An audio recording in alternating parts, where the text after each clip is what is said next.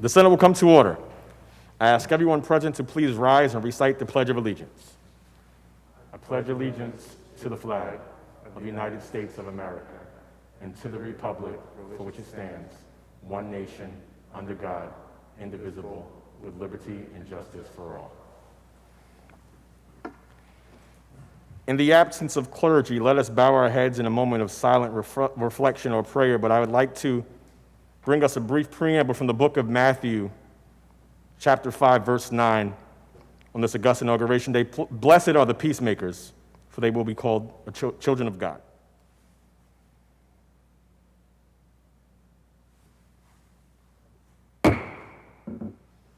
The reading of the journal. In Senate, Tuesday, January 19th, 2021, the Senate met pursuant to adjournment. The journal of Sunday, January 17th, 2020 was read and approved. On motion, Senate adjourned. Without objection, the journal stands approved as read. Presentation of petitions. Messages from the Assembly. The Secretary will read. Senator Gorin moves to discharge from the Committee on Rules Assembly Bill number A968, substituted for the identical Senate Bill 864, third reading calendar 17. Substitution so ordered. Senator Skoufis moves to discharge from the Committee on Rules Assembly Bill number A965, substituted for the identical Senate Bill 868, third reading calendar 21. Substitution so ordered. Senator Biaggi moves to discharge from the Committee on Rules Assembly Bill number 962, substituted for the identical Senate Bill 883, third reading calendar 36. Substitution so ordered.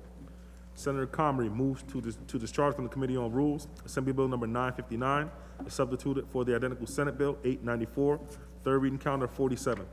Substitution so ordered. Senator Comrie moves to discharge from the Committee on Rules Assembly Bill number 969, substituted for the identical Senate Bill 896, third reading calendar 49. Substitution so ordered. Messages from the Governor. Reports of standing committees. Reports of select committees. Communications and reports from state officers. Motions and resolutions. Senator Gianaris. Thank you, Mr. President. I move to adopt the resolution calendar with the exception of resolutions 102 and 140. All in favor of adopting the resolution calendars with the exception of resolutions 102 and 140, please signify by saying aye. Aye. Opposed, nay. The resolution calendar is adopted. Senator Gianaris. Can we now begin by taking up previously adopted resolution 129 by Leader Stuart Cousins? Read that resolution in its entirety and recognize the leader on the resolution. The Secretary will read. Senate Resolution 129 by Senator Stuart Cousins, commemorating the observance of the 36th Annual Martin Luther King Jr. Day in the state of New York on January 18th, 2021. Whereas, from time to time, we take note of certain individuals whom we wish to recognize for their valued contributions and to publicly acknowledge their endeavors which have enhanced the basic humanity among us all. And whereas, attendant to such concern and in full accord with its long-standing traditions, it is the custom of this legislative body to join the people of this great Empire State in proudly observing the 36th Annual Martin Luther King Jr. Day in the state of New York on January 18, 2021, taking note of his many accomplishments and contributions to mankind. And whereas Dr. Martin Luther King Jr. was born the grandson of a slave in a segregated society in Atlanta, Georgia on January 15, 1929, and was instrumental in formulating a policy which ultimately destroyed legal apartheid in the southern states of our nation. And whereas in February of 1968, Dr. Martin Luther King Jr. spoke about the inevitability of his death and hoped that when we spoke of his life, we would not concentrate on his academic achievements, that he graduated from Morehouse College, that he attended the Crozer Theological Seminary in Boston University, where he earned a doctorate in systematic theology.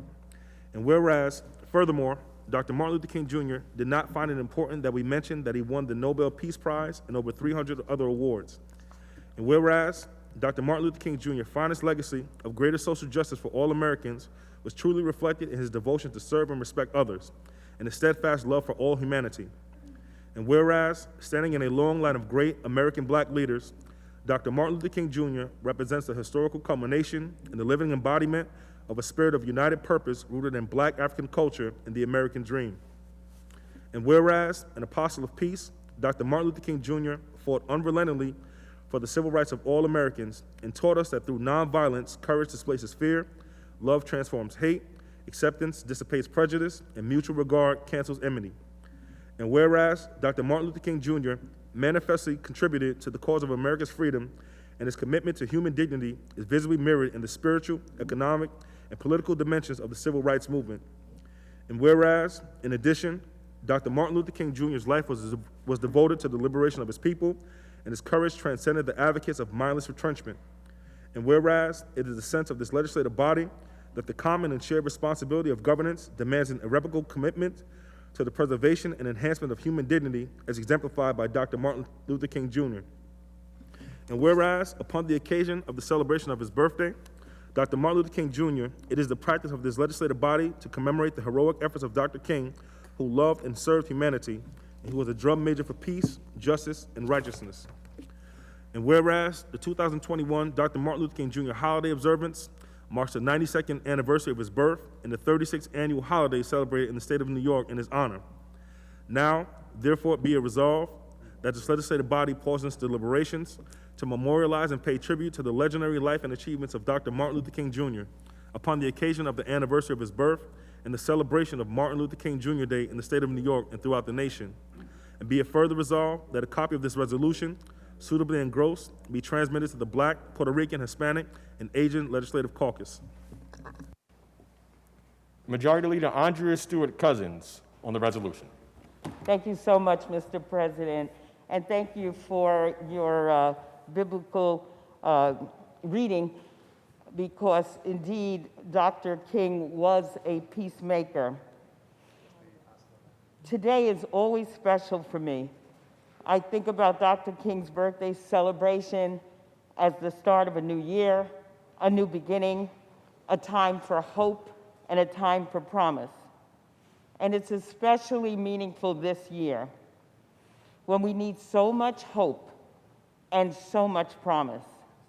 And you know what? That hope and promise was here, at least on the horizon. November 3rd, we had an amazing election. We had an election that would begin restoring the soul of this country, a country that Dr. King envisioned, one filled with hope and promise for all, not one that protected a few and persecuted the rest, not one that ripped children from their mother's arms while seemingly condoning bigotry and hatred, sometimes in the name of patriotism. In November, the majority of people stood up and said they voted for hope and promise, for a United States of America, and we took that step. We elected Joe Biden and made history with Kamala Harris, the first woman, first Black and South Asian woman to hold that position. And on January 5th, we had another election. Again, hope and promise showed up, this time in Georgia. John Ossoff, a mentee of the late Congressman John Lewis, a Jewish young man elected to the United States Senate, and Reverend Dr. Raphael Warnock, a reverend who holds Dr. King's pulpit at the historic Ebenezer Baptist Church, a historic win. Just think about it. A preacher who stands behind the pulpit that Dr. King stood behind, a preacher whose mother was a sharecropper, is going to the United States Senate. Hope and promise indeed. Yet the next day, everything seemed to crash down. Confederate flags, Nazi imagery, nooses, gallows, crosses that were set to burn, paraded through the Capitol, our Capitol. A hateful and bigoted mob in many ways tried to snatch away hope and promise. The hope and promise that was born of free and fair elections. The kind of elections that Dr. King fought so hard for. The kind of elections that he fought for when Bloody Sunday happened. The kind of elections that said that African Americans as citizens were supposed to and must be part of. And sadly, that was kind of what January 6th was about, overturning the elections, challenging the votes of African Americans across this country. Over 55 years ago, Dr. King stood strong in the face of hate and terror of yesterday to give us the hope and the promise of today. He marched across that bridge and bridges all over this country on that brutal Bloody Sunday and everywhere else. And ultimately, he gave his life, all for hope and promise. And on this past weekend, we celebrated Dr. King's legacy. And we were reminded, probably more profoundly than ever, that there will always be powerful voices, pushback, and even terror against hope and promise. November 3rd, hope. January 5th, promise. And yes, January 6th, terror. But even so, that's why we draw on the memory of Dr. King, the power and the strength and the courage of his vision, the courage against seemingly insurmountable odds. We need to use that to hold on to hope for the promise of America and the belief in its ideals. On this inauguration day, let us remember what Dr. King said. We must accept finite disappointment, but never lose infinite hope. Because of Dr. King's legacy and those whose shoulders we stand on, we have hope. Finally, I want to end by saying God bless Joe Biden, God bless Kamala Harris, God bless New York State, God bless the United States of America. Thank you. Senator Benjamin on the resolution. Thank you, Mr. President. I want to thank our Majority Leader for bringing this resolution to the floor. And I wanted to couch my comments in a different angle. Many times when we think about the legacy of Dr. Martin Luther King Jr. and we think about what he has accomplished, we think about all the great things that he's done, and they are numerous. He was a drum major for peace, the effective leader of the nonviolent movement, someone who was able to transform the United States of America without a title besides Reverend.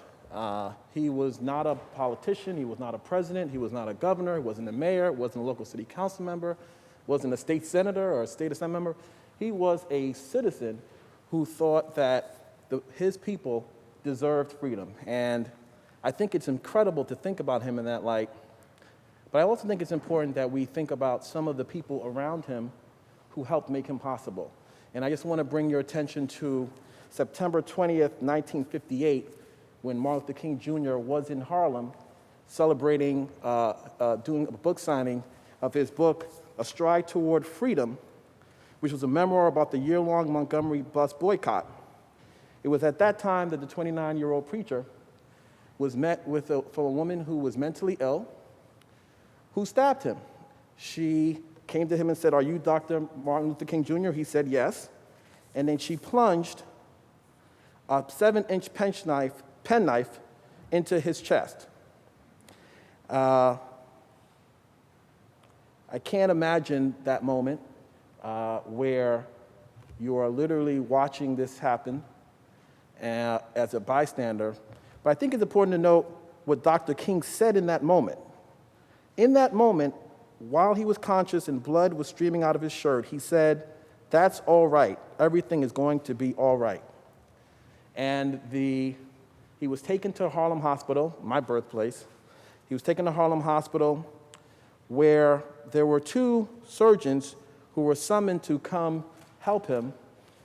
Fortunately for Dr. King and for us as a people, Harlem Hospital was one of the places that you went to in this country if you were dealing with stabbing victims in thoracic surgery, because there was a lot of that taking place in the area. So the two surgeons who came, one was at the Waldorf Astoria, son of Italian immigrants, Dr. Emil Niclerio, and the other was a thoracic surgeon who is African American. He was the official physician of the Tuskegee Airmen, actually served on one of the first open heart surgeries in France before coming to Harlem Hospital. Those two men, over the course of a few hours, were able to remove two of his ribs, to take this penknife out.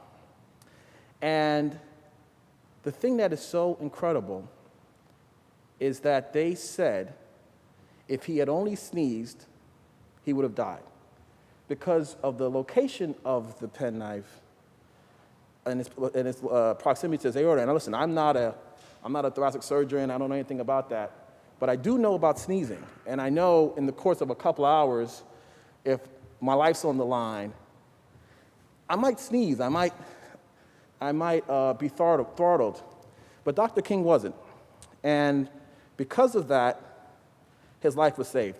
But the thing that is so incredible, and I got to read this for all of you, was in the middle of this, a few days later, he wanted to comment on the woman who was mentally ill who almost killed him. And he said, I want to read this because this is just incredible that he said this. He said, and I quote, "I feel no ill will toward Mrs. Curry," that was her name, "and know that thoughtful people will do all in their power to see that she gets the help she apparently needs if she is to become a free and constructive member of society." He then went on to issue a similar statement when he got home, saying a disorganized personality need not become a menace to any man, and he hopes that she gets the help that she needs. It turns out, at the same time that she stabbed him, she had a pistol in her bra. And it was fortunate that those who were there at the moment, the bystanders and others, they restrained her, kept him calm. There were so many people who were part of this moment to keep him alive. And if they hadn't done so, Mr. President, we would not have had the I Have a Dream speech that many of us know him for. We wouldn't have had some of the most incredible actions he did towards the Civil Rights Act, the Selma to Montgomery March, so many things, the Nobel Peace Prize. All of that was able to be accomplished because before he got any of those accolades and did any of those things, he was already ready. And people loved him and they supported him. And I just want to do a shameless plug for Harlem Hospital that helped keep him alive in my district before I have to go home, y'all. So I want to make sure that Harlem Hospital knows that I gave them that adequate shout out. But I just want to say, a great man, obviously, in so many ways, but in this time of crisis where his life was on the line, he behaved in the way that I'd hope that I would behave.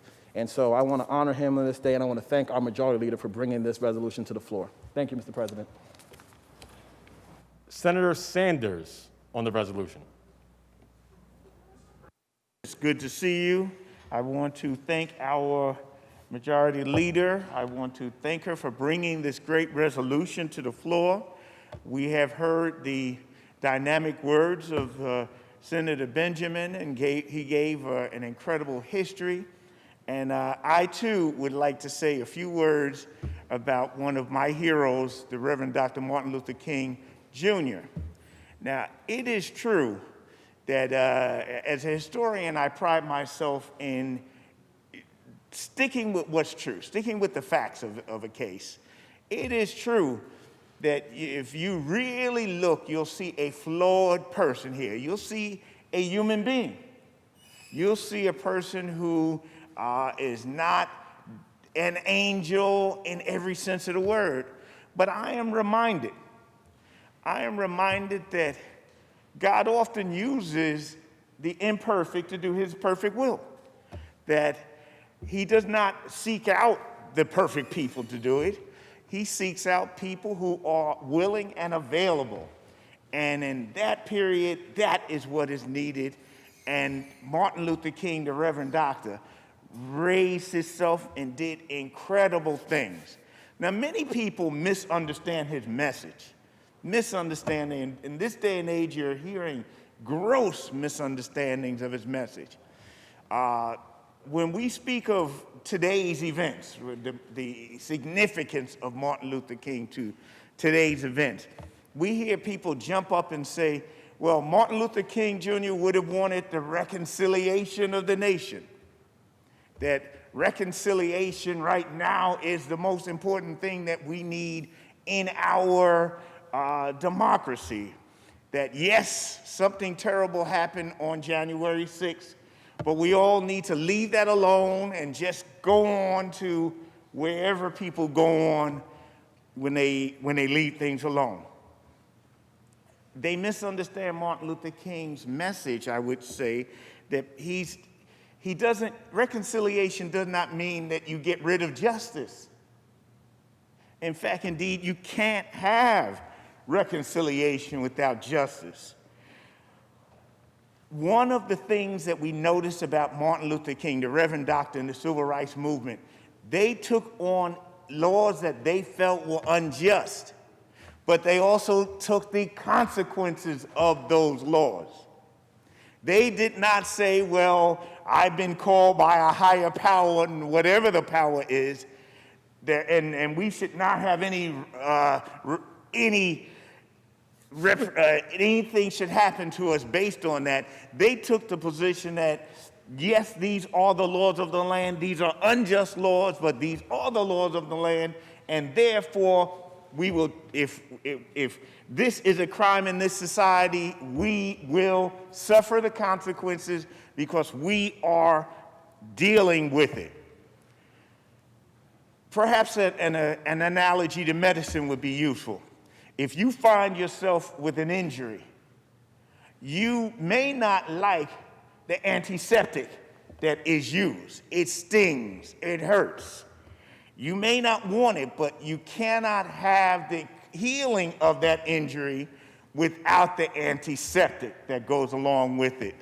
And I would suggest to you that today's society, we need the antiseptic. To the seditionists of January 6th, they fail to realize the society, that arch of justice that we're talking about, that Martin Luther King talked of, is moving forward. And no matter how much dynamite you may wish to bring, no matter how many nooses and days of the noose that you may plan, we are not going back. We're going forward. My last point is, what did King actually die for? What the point of impact, if you wish. He was fighting for economic justice, my friends, economic justice. He was fighting for it for the lowest of the low in society's terms. Those people who didn't even have a union, sanitation workers, garbage men, as they were called many years ago, sanitation workers who were in pitiful shape in Memphis. They had no place. When it rained, they had to sleep in the garbage area of the trucks itself. That was the only place that they could get out of the rain. He put his life on the line for that. We in the New York State Senate must remember these things with our budget. It is we who are tasked to remember the least among us. I conclude with a statement that I believe is useful for us to remember by the Reverend Dr. Martin Luther King Justice. And he taught us that injustice anywhere is a threat to justice everywhere. God bless our new president and new administration. God bless the state of New York. And most of all, God bless America. Thank you very much, Mr. President. Senator Wyke on the resolution. Thank you, Mr. President. Today, our conference is honoring the life and legacy of one of the greatest Americans in our proud history, Dr. Martin Luther King, Jr. Dr. King was a true child of the American dream, for his humble beginnings as a son of a pastor in Georgia to his famous "I Have a Dream" speech on the steps of the Lincoln Memorial.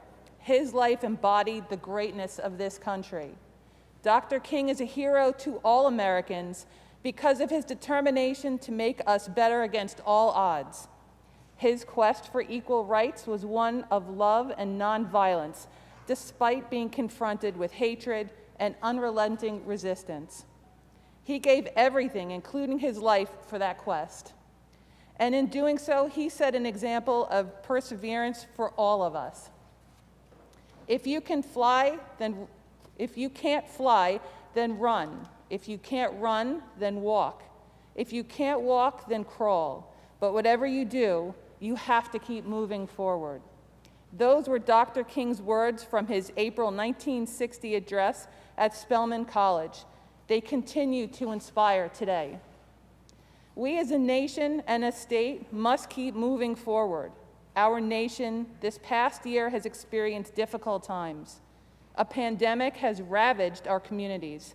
However, like Dr. King, we must remember we have to keep moving forward. Never give up. As elected officials, we need to work together to better our communities, our state, and our nation. As we honor Martin Luther King today, let us remember his voice so his legacy may live forever. God bless all of you, and God bless America. Thank you. Senator Lanza on the resolution. Mr. President, first I want to thank the sponsor of this resolution, Majority Leader Andrea Stewart Cousins. You know, I'm not big, as you all know, during my tenure here with respect to speaking on resolutions, or I'm ashamed to say even listening to comments concerning resolutions. But this is a day that I enjoy every single year. I truly enjoy listening to the remarks of my colleagues, yourself, Senator Benjamin, and my other colleagues. And I know if not for this pandemic that this room would be filled and we would hear from more of our colleagues on this important resolution. You know, I think it's important, and it is good, that we hear from politicians and pundits, and yes, from children all across America who continue to speak and learn about the great Dr. Martin Luther King. But you know, it seems to me that there's something in human nature that requires that when we see greatness, that we grab it and we try to take it as our own and focus and channel it, and sometimes even for our own purposes. For myself, I'll never try to put words in the mouth of a man who had an incredible ability and genius to use words to move mountains. That's what Dr. Martin Luther King, that's what he did. For me, I'll simply say that in the storied history of the greatest of all republics, the United States of America, he was one of the greatest and is one of the greatest Americans of all time. Don't take my word for it. The other advantage we have is that Dr. Martin Luther King lived and worked not 1,000 years ago, but not too long ago in the age of technology. And so I encourage all New Yorkers, all Americans, don't take the words of anyone else. You can Google his speeches, what he did, what he said, how he did it. Many of his work has been captured on film. And I encourage you, I do it frequently. Google some of his speeches, Google his work, and don't take it from anybody else. Watch and listen for yourself.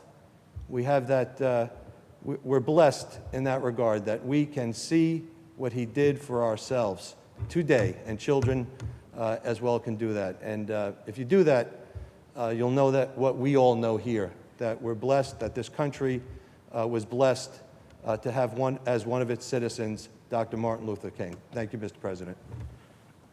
Senator Bailey on the resolution. Thank you, Mr. President. I first want to thank Majority Leader Andrea Stewart Cousins for sponsoring, not only sponsoring this resolution, but driving home an important message.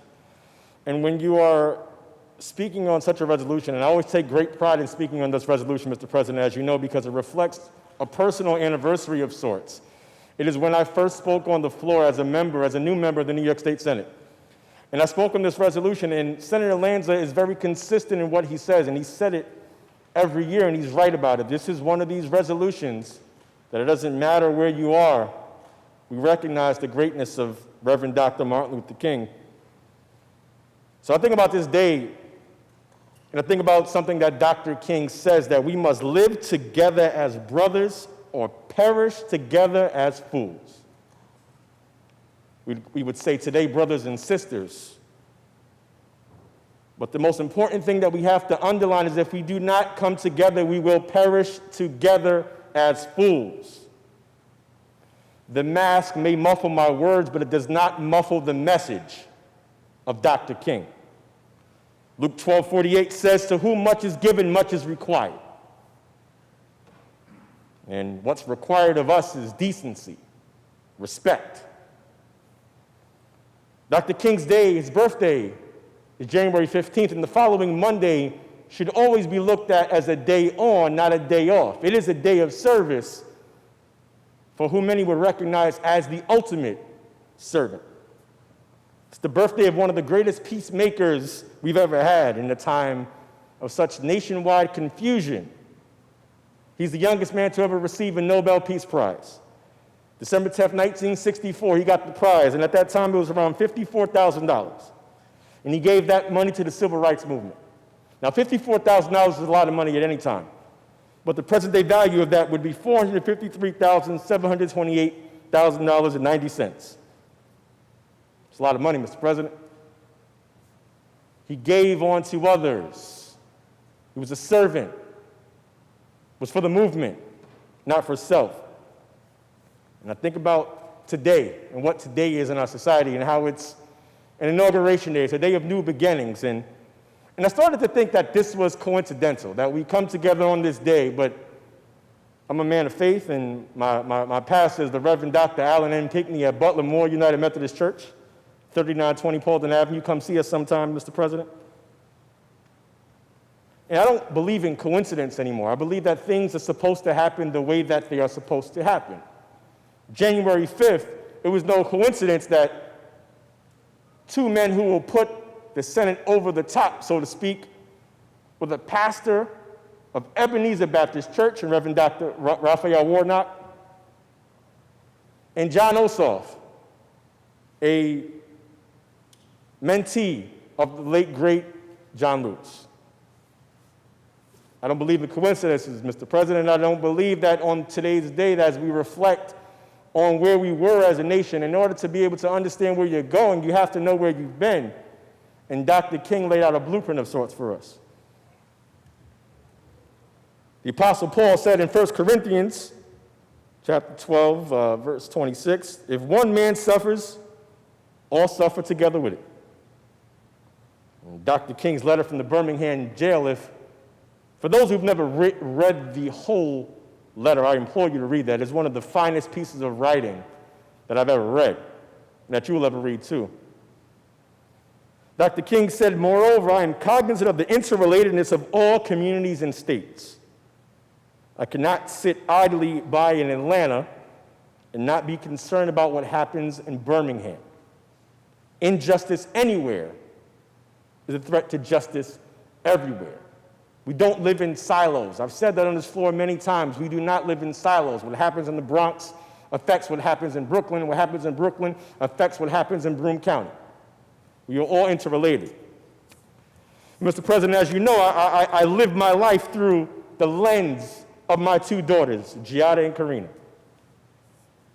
And, due to the magic of remote learning, I'm able to witness their lessons. And so Karina is in pre-K, and they were talking about it. And the teacher mentioned, before MLK, black and white people would not be able to, black and white kids, would not be able to be taught together. In this technology age, Karina presses mute on it. Dad, they couldn't even be on Zoom together? Karina, there was no Zoom. What do you mean there's no Zoom? Well, Karina, we can talk about that later, but the important point is that black and white people could not learn together. She said in real school, like they couldn't sit next to each other? That's not fair. And she said, Dr. King, he really wanted people just to stay together. That's what my 4-year-old got from her teaching. She also asked me, was he really a king and where was his castle? And as she's a Disney fan, so we talked about it at a different day. But Giada, my oldest, and if you recall last year, I mentioned how she spoke about in kindergarten last year. She's in first grade now. She's a big girl now. And she mentioned how she learned last year that Dr. King was arrested and that she believed that he should have never been arrested, and the other people that arrested him, they should have been arrested.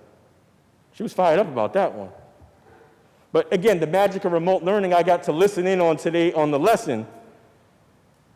And first, the teacher, they read a book called Marty, and it was a book by Martin Luther King III, and it was his son, and it spoke from a kid's perspective.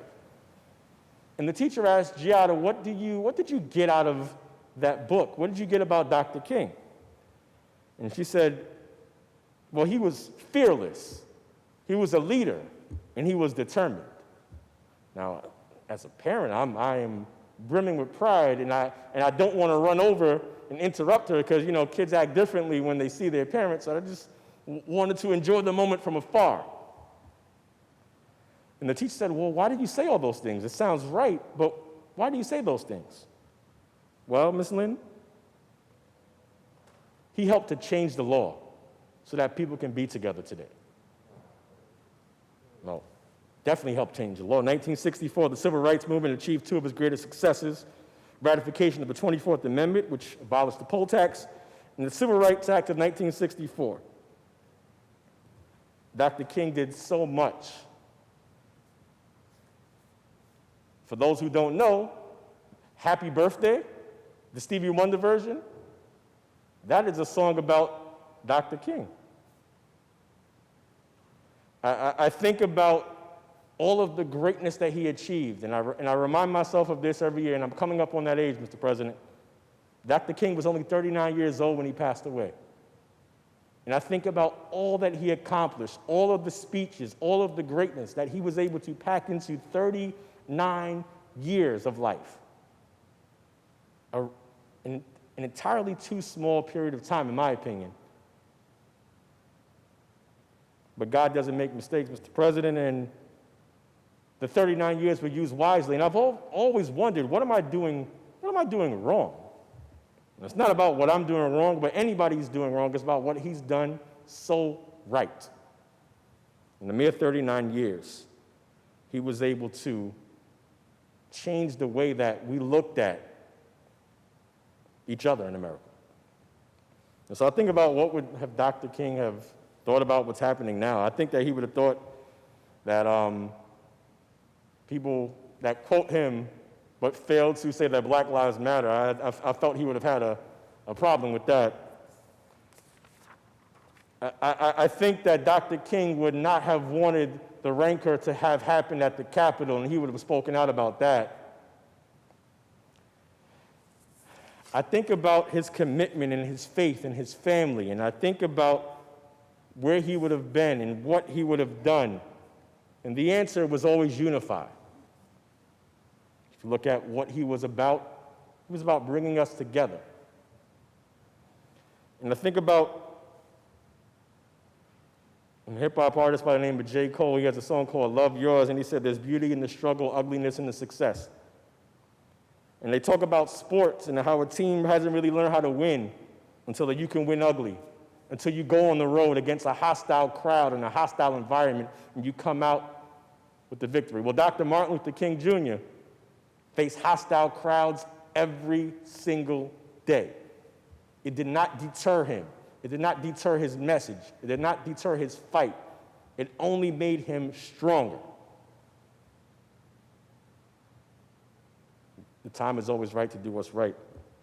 Well, as I close, I think about Lift Every Voice and Sing, one of our unofficial national anthems in the Black community. And while, Mr. President, we know that nobody knows anything after the first verse by heart, they just start humming.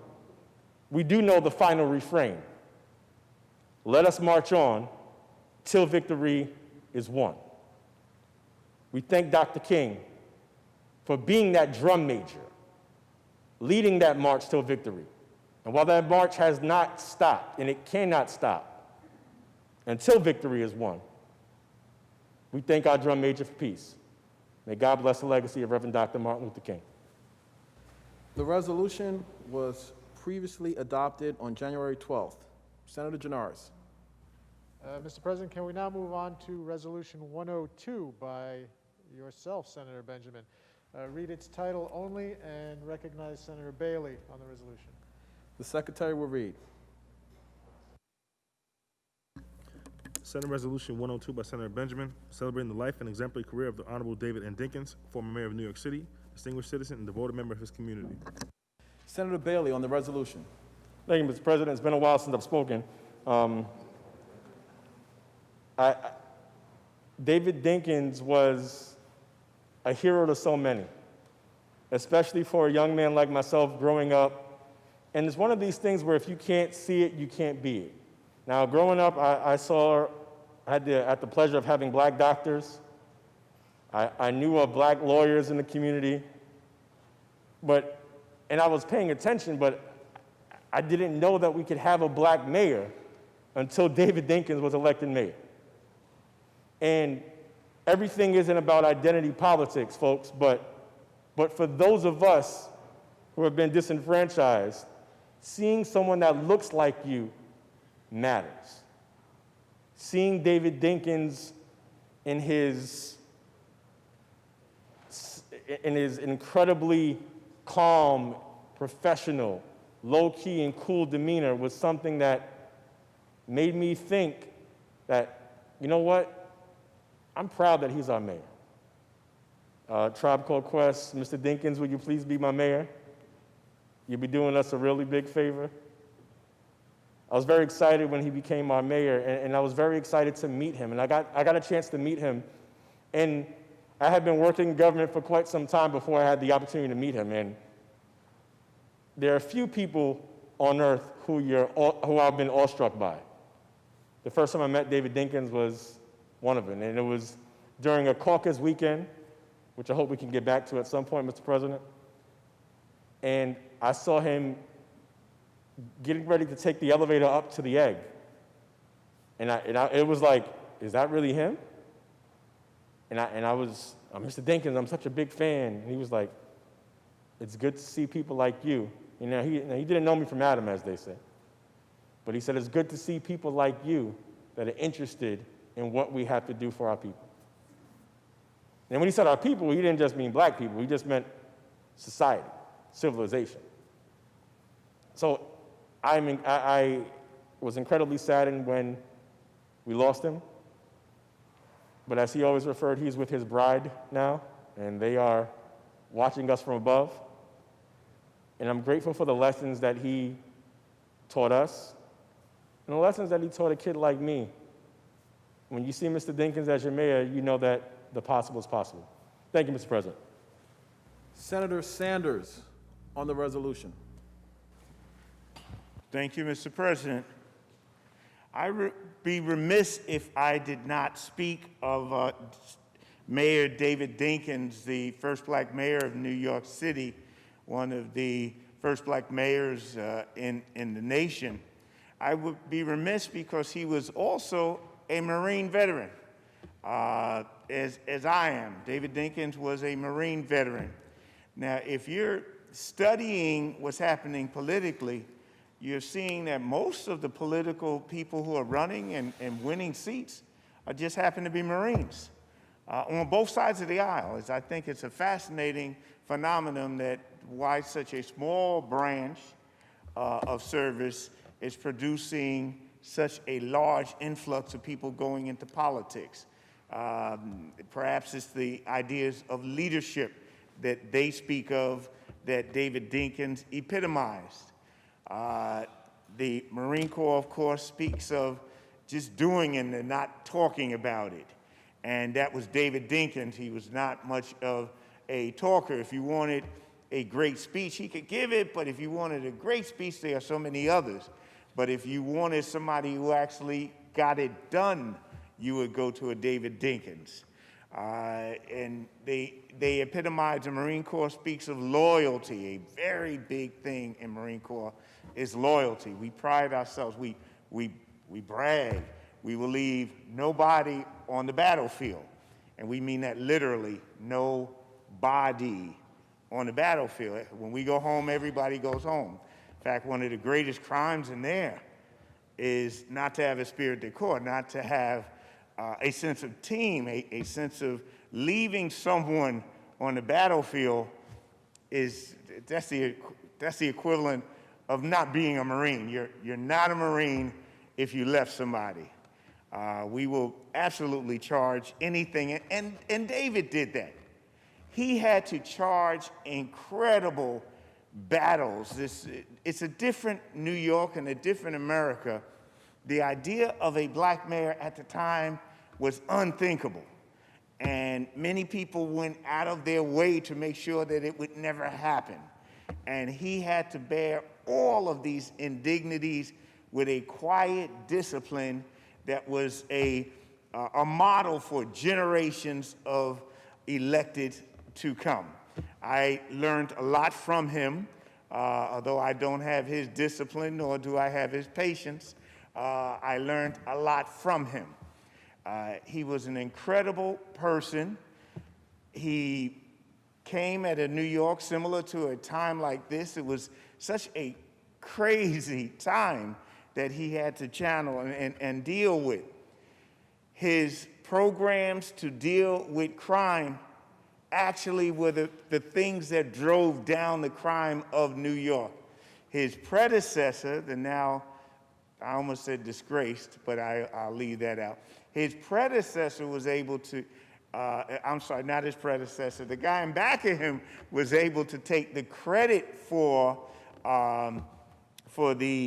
his anti-crime maneuvers and bills, but he actually got Albany to give the money to bring on the cops, to give the money to have an attack on crime, a wide-ranging attack on crime that led to New York City becoming the safest city of its day.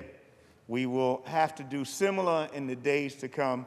Let us all learn from David Dinkins in the moments to come. Thank you, Mr. President, for that.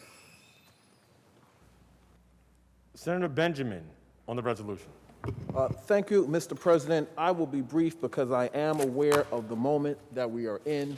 There's something very historic happening in the process. I won't speak long, but I think it's important to note Mayor David Dinkins in his passing. Here is a man who, as my colleagues had mentioned, has been a true dignitary, a true gentleman at a time where we need to see and need to remind ourselves that government and democracy is about ideas, and we can fight over opinions, but we should not be disrespectful in the process. And one of the things that I want to thank Mayor David Dinkins for, I was fortunate later in his life, he and I were part of a social club before he passed called the Reveille Club, and we met in Harlem every month, and I would go out of my way to get a seat next to him because it just felt good to sit next to the former mayor. And, I found out that he was paying attention to me, and sometimes he'd say to me, I like what you said in terms of what you meant to say, but I didn't like the way you said that. Be careful. Don't go in that direction. Don't go in this direction. And I think it's helpful because particularly over the last couple of years where our politics has become more toxic and more angry, it's important to have people to remind us that, this is really about serving the people, not about us attacking each other. So I want to thank him for that.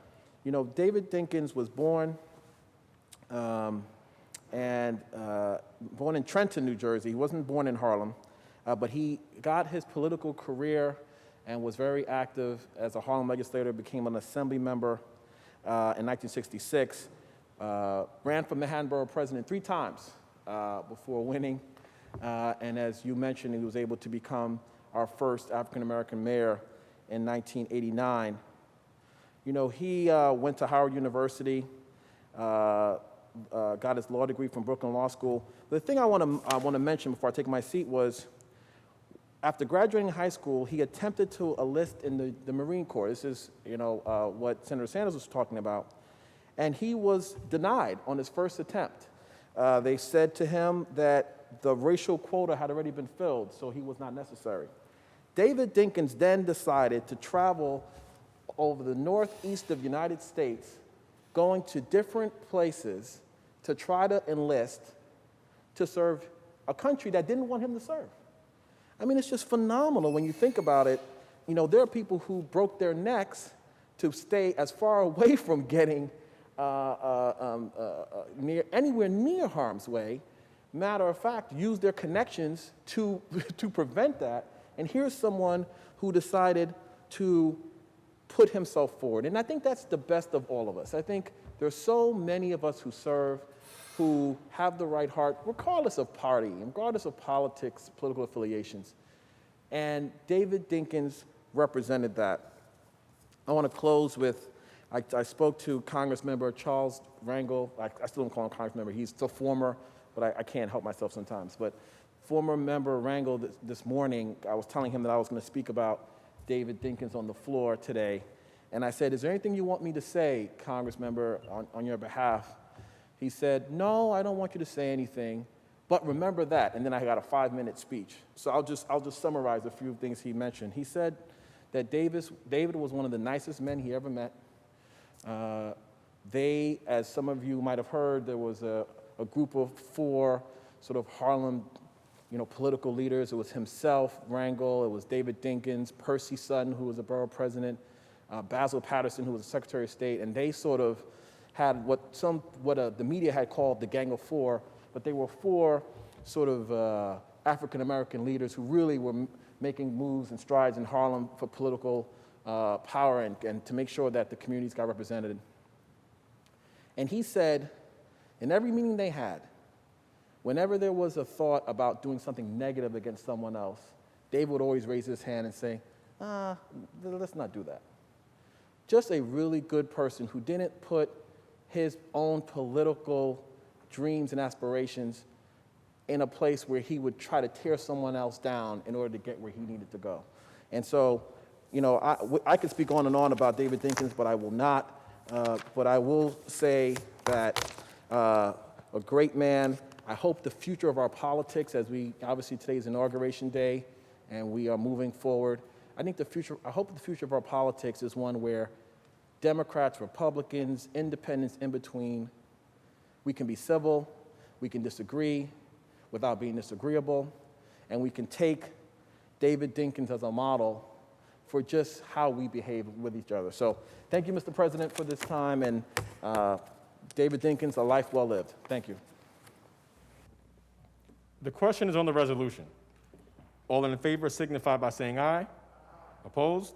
The resolution is adopted. Senator Gianaris. Thank you, Mr. President. Can we now move on to Resolution 140 by Senator Kennedy? Read its title only and recognize Senator Kennedy. The Secretary will read.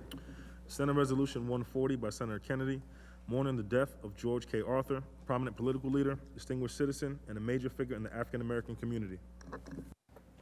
Senator Kennedy on the resolution. Thank you very much, Mr. President. On this auspicious day, it is fitting that we honor one of Buffalo's finest who recently passed.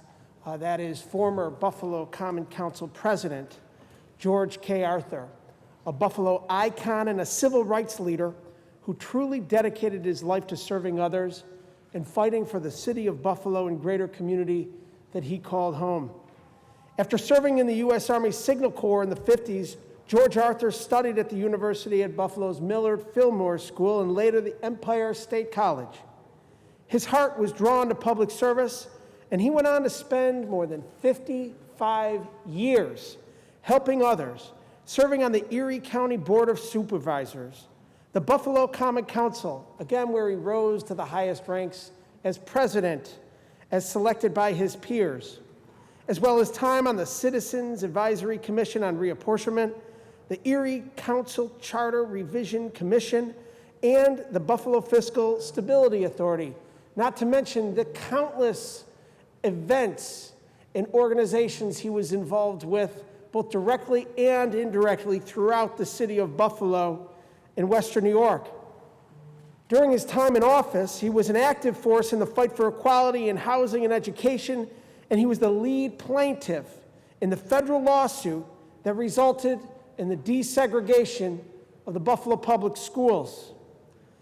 He was profoundly dedicated to building a better Buffalo for all hardworking families, but he was just as dedicated to preserving our city's storied past and the institutions that played a critical role in our history.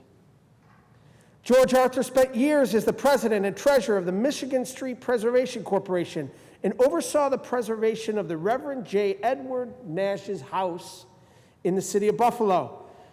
For those that aren't aware, the Reverend Nash House was an integral part of Buffalo's African American community in the early 20th century and was instrumental in bringing branches of the Urban League to Buffalo as well as the NAACP. During the early days before the NAACP was incorporated, the Niagara movement was taking root nationally. This was the house in the city of Buffalo where some of the founding members of the NAACP and the Niagara movement met. It was George K. Arthur's vision and dedication that preserved this house as a museum now in the heart of the African American Heritage Corridor in the city of Buffalo today. It's only fitting that George K. Arthur, a visionary with the same passion for inspiring change, was at the helm of preserving this wonderful institution that had such an indelible impact on the Queen City. George Arthur was a man of faith, a man of family, a man of culture, and a man of service. Fittingly, his likeness is now featured on the Freedom Wall in Buffalo, a testament to his life's mission and the legacy that he leaves behind. The city of Buffalo and our entire community owes George K. Arthur a tremendous debt of gratitude, and he will be forever missed. To my friend and colleague, a wonderful leader, a community visionary who we lost, we will forever remember his legacy and pay him tribute. Thank you, Mr. President, for taking this moment to honor that legacy and pay him tribute here in the halls of the Capitol today. May he rest in peace. The question is on the resolution. All in favor signify by saying aye. Opposed? The resolution is adopted. Senator Gianaris. Mr. President, at the request of the sponsors, the three resolutions we took up today are open for co-sponsorship. The resolutions are, as mentioned, are open for co-sponsorship. Should you choose not to be a co-sponsor of the resolution, please notify the desk. Senator Gianaris. Please take up the calendar, Mr. President. Secretary will read. Calendar number 17, Assembly number 968 by Assemblymember Thiel, an act to amend a chapter of the laws 2020. Read the last section. Section 2, this act shall take effect on the same date and in the same manner as the chapter of the laws of 2020. Call the roll. Addabbo, Janoris Kruger, Ort, Stewart Cousins, White. Announce the results. In relation to calendar 17, those senators voted in the negative are Senators O'Mara and Skoufis, ayes 61, nays 2. The bill is passed. Calendar number 20, Senate Print 867 by Senator Benjamin, an act to amend the executive law. Lay it aside. Calendar number 21, Assembly number 965 by Assemblymember Zabrowski, an act to amend a chapter of the laws of 2020. Read the last section. Section 2, this act shall take effect on the same date and in the same manner as the chapter of the laws of 2020. Call the roll. Addabbo, Janoris Kruger, Ort, Stewart Cousins, White. Announce the results. Ayes 63. The bill is passed. Calendar number 24, Senate Print 871 by Senator Kavanaugh, an act to amend the private housing finance law. Read the last section. Section 4, this act shall take effect on the same date and in the same manner as the chapter of the laws of 2020. Call the roll. Addabbo, Janoris Kruger, Ort, Stewart Cousins, White. Announce the results. In relation to calendar 24, those senators voted in the negative are Senators Ort and Helming, ayes 61, nays 2. The bill is passed. Calendar number 33, Senate Print 880 by Senator Breslin, an act to amend the state finance law and the general municipal law.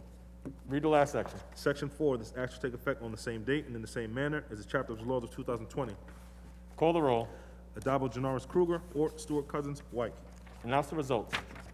Ayes 63. Bill is passed.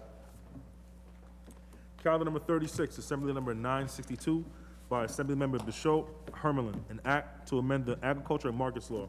Read the last section. Section 3, this act shall take effect in the same date and in the same manner as a chapter of the laws of 2020. Call the roll. Adabo, Janoris Kruger, Ort, Stewart Cousins, White. Announce the results. In relation to calendar 36, voted in the negative, Senator Skoufis, ayes 62, nays 1. The bill is passed. Calendar number 41, Senate Print 888 by Senator Hoylman, an act to amend the General Obligations Law. Read the last section. Section 4, this act shall take effect on the same date and in the same manner as a chapter of the laws of 2020. Call the roll. Adabo, Janoris Kruger, Ort, Stewart Cousins, White. Announce the results. In relation to calendar 41, those senators voted in the negative are Senators Akshar, Borrello, Boyle, Gallivan, Griffo, Helming, Jordan, Martucci, Matera, Oberacker, O'Mara, Ort, Palumbo, Rath, Sereno, Steck, Tedisco, and White. Ayes 45, nays 18. The bill is passed.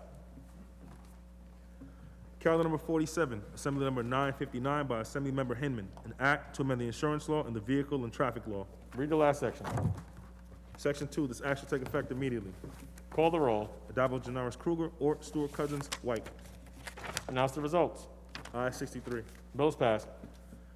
Calendar number 49, Assembly number 969 by Assemblymember Paulin, an act to amend the not-for-profit corporation law. Read the last section. Section 10, this act shall take effect on the same date and in the same manner as the chapter of the laws of 2020. Call the roll. Adabo, Janoris Kruger, Ort, Stewart Cousins, White. Announce the results. Ayes 63. Bill is passed. Calendar number 65, Senate Print 1184 by Senator Janoris, an act to amend the criminal procedure law and the civil practice law and rules. Read the last section. Section 4, this act shall take effect immediately. Call the roll. Adabo, Janoris Kruger, Ort, Stewart Cousins, White. Announce the results. In relation to calendar 65, those senators voted in the negative are Senators Akshar, Borrello, Boyle, Gallivan, Griffo, Helming, Jordan, Lanza, Martucci, Matera, Oberacker, O'Mara, Ort, Palumbo, Rath, Ritchie, Sereno, Steck, Tedisco, and White. Ayes 43, nays 20. The bill is passed. Senator Janaris, that completes the reading of today's calendar. Mr. President, before we move to the controversial calendar, I just want to point out for everyone that it is 12:01, which means we officially have a new president, a new administration in this country, so congratulations to the United States of America. And can we now take up the controversial calendar, please? The secretary will ring the bell. The secretary will read. Calendar number 20, Senate Print 867 by Senator Benjamin, an act to amend the executive law. Senator Lanza, why do you rise? Mr. President, I believe there's an amendment at the desk. I waive the reading of that amendment and ask that you recognize Senator O'Mara to be heard. Thank you, Senator Lanza. Upon review of the amendment in accordance with Rule 6, Section 4B, I rule it non-germane out of order at this time. President, I appeal the ruling of the chair and ask that Senator O'Mara be recognized. The appeal has been made and recognized, and Senator O'Mara may be heard. Thank you, Mr. President. I rise to appeal the ruling of the chair on the germaneness of the amendment at the desk, which amends the executive law of the state of New York, which is the same section of law that the bill before the House amends. Therefore, it is germane. However, far moreover than that, it is germane, this amendment, to every piece of legislation we are passing in this Senate. Every piece we've passed over the last several weeks, every piece of legislation we've passed since March 3rd, when the governor's emergency powers were granted. It is time that this body, this state legislature, get back involved in the business of government and the most fundamental process of checks and balances of an executive branch and a governor that continues to issue edicts with unilateral and dictatorial authority that this legislature has not responded to. This side of the aisle, the minority, since the middle of May, about a month and a half, 6 weeks after this emergency power was authorized, we brought this amendment to terminate the governor's emergency powers to issue directives, which in fact are edicts with the force of law. At a minimum, the legislature should be requiring the governor to report to the legislature his activities on the coronavirus epidemic, on what he intends to proceed to do, on why his edicts are necessary to continue for a period longer than 30 days. And we, as a legislative body, should be deliberating over those and checking this governor's out-of-control dictatorial edicts coming down on the citizens of New York State, across the state. Our economy continues to struggle under many of these edicts that the governor has put forth. It continues to struggle fiscally. Yet the governor has no qualms about whining that the federal government needs to send us more money because of our fiscal distress, a significant portion of which the governor himself has directed. This needs to end. We have a system of checks and balances in this country and in this state, co-equal branches of government: the legislature, the executive, and the judiciary. Thank God the judiciary has not walked away from their role in this process with an extremely important decision in Erie County just a week or so ago, setting forth that the governor's edict on orange zones and indoor dining, shuttering restaurants across New York State, was baseless, was arbitrary, was capricious, and had no sound basis in medicine or science. Yet, restaurants in New York City continue to be shut down. Most of this other side of the aisle, the majority, the supermajority of the Senate, represents New York City.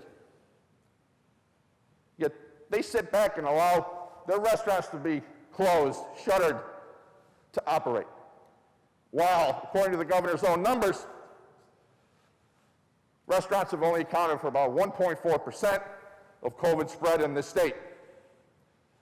It's an unwarranted intrusion into the civil liberties and rights of these small business owners to operate in the state of New York under arbitrary and capricious restrictions. We have brought this hostile amendment 6 times now. Every time it's been brought in this House, every Republican has voted to terminate the governor's emergency powers. Not one Democrat in 6 times that we brought this has rose up and said, I agree, we should terminate the governor's emergency powers. How can these members of this supermajority sit back,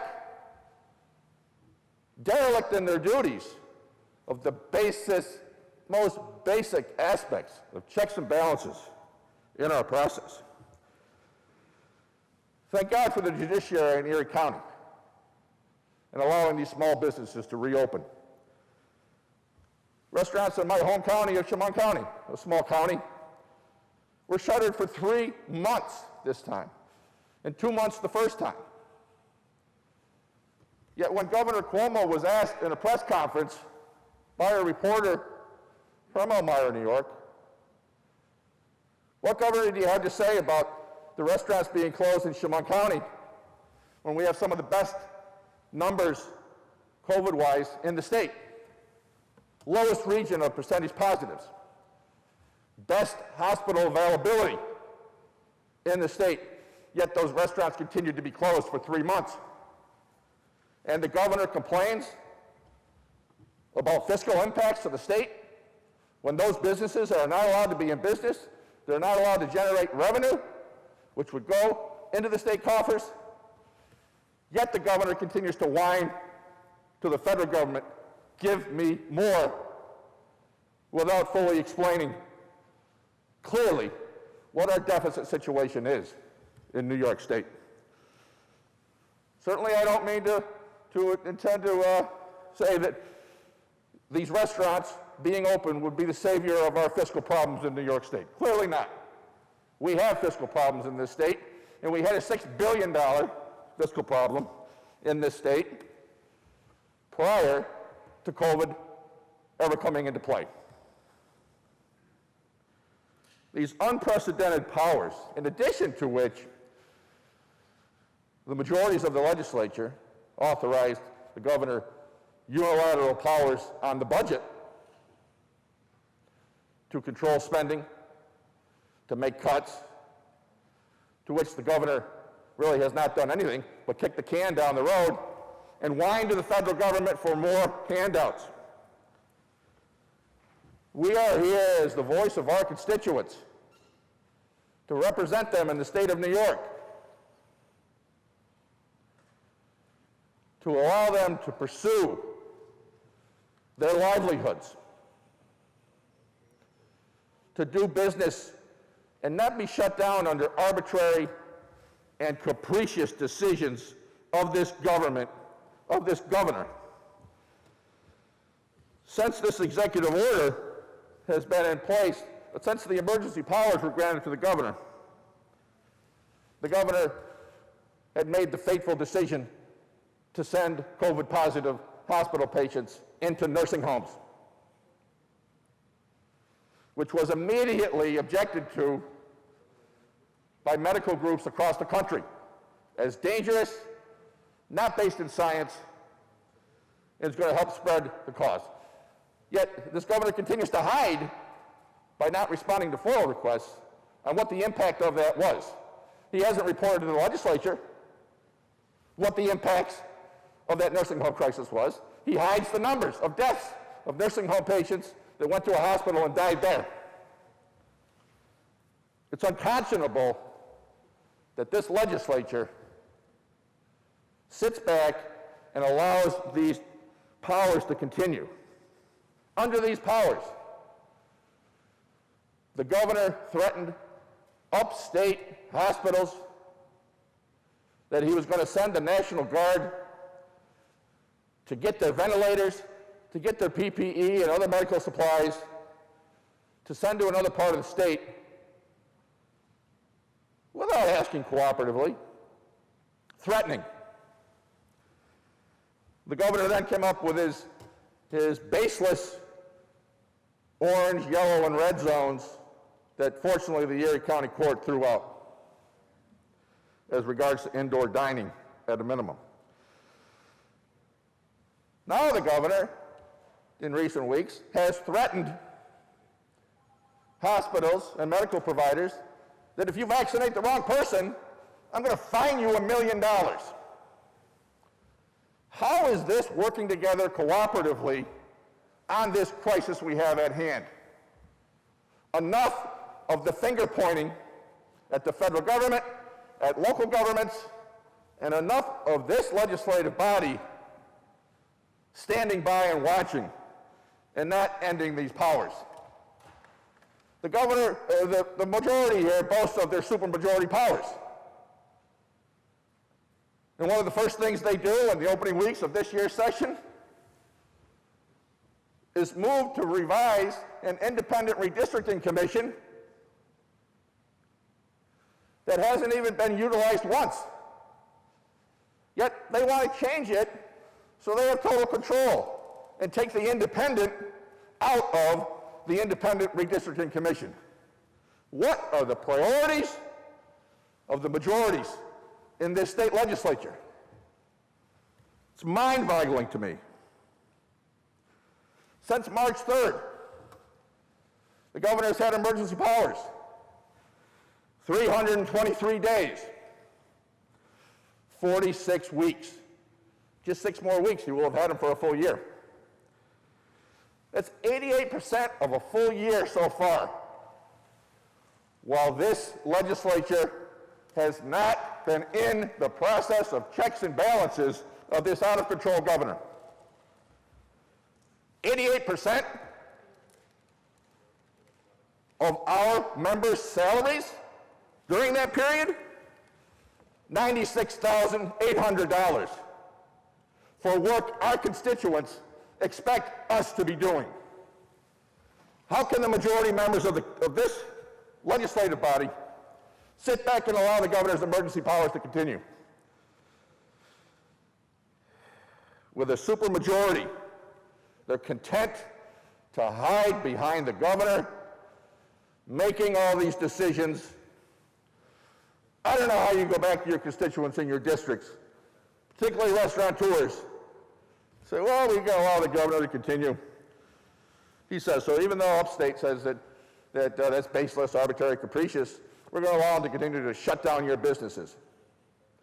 These majorities of the Senate and the Assembly need to act. We need to act today. At a minimum of requiring the governor to report back to us every 30 days on what he's doing, what he's directing, what he's issuing edicts on, and why they should continue. It's unconscionable and a dereliction of the duty of this entire state legislature, but particularly the majorities of this legislature in each house that has a supermajority. Yet they cower behind this governor, allowing him to continue to issue these edicts, which are baseless, which are killing small businesses. This needs to end today. This legislature needs to get back in the process of checks and balances. Thank God for the judiciary in Erie County on that decision. But why should the citizens of the state of New York have to bring lawsuit after lawsuit at their expense against this governor, arbitrary and capricious edicts? That's our job. State legislators. We've continued now for 323 days. $96,800 of our annual salary, sitting back and hiding behind the governor and not checking and balancing his power. That, Mr. President, I urge votes to overturn the ruling of the chair. Thank you, Mr. President. Thank you, Senator. I want to remind the House that the vote is on the procedures of the House and the ruling of the chair. Those in favor of overruling the chair signify by saying aye. Mr. President, by unanimous consent, please waive the showing of hands and record each member of the minority in the affirmative on this vote. Without objection, so ordered. Announce the results. Ayes 20. The ruling of the chair stands and the bill in chief is before the House. The Secretary will, I'm sorry. Are there any other senators wishing to be heard? Seeing and hearing none, debate is closed. The Secretary will ring the bell. Read the last section. Section 4, this act shall take effect on the same date and in the same manner as the chapters of the laws of 2020. Call the roll. Addabbo, Janoris, Kruger, Ort, Stewart, Cousins, White. Announce the results.